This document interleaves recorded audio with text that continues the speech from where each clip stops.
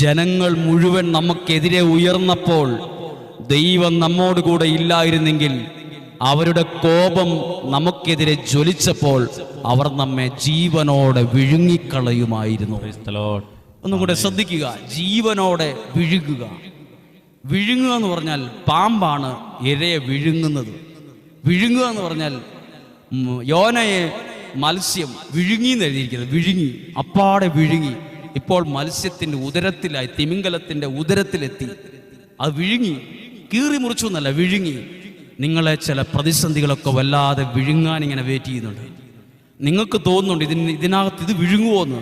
അങ്ങനെ വാ പൊളിച്ചാ നിൽക്കുന്നത്. വിഴുങ്ങാൻ വരുന്നത് വാ പൊളിച്ച്, ഇരയുടെ വലിപ്പത്തിനനുസരിച്ച് വാ പൊളിച്ച ഒരു പാമ്പ് ഒരു എലിയെയാണ് വിഴുങ്ങുന്നതെങ്കിൽ അത്രയും വാ പൊളിക്കും. അല്ലെങ്കിൽ അതിനേക്കാൾ വലിയൊരു എരിയാണ്, അത്രയും വാ പൊളിക്കും. എന്നിട്ട് സങ്കീർത്തകൻ പറയുക, ജനങ്ങൾ മുഴുവൻ നമുക്കെതിരെ നിരന്നപ്പോൾ,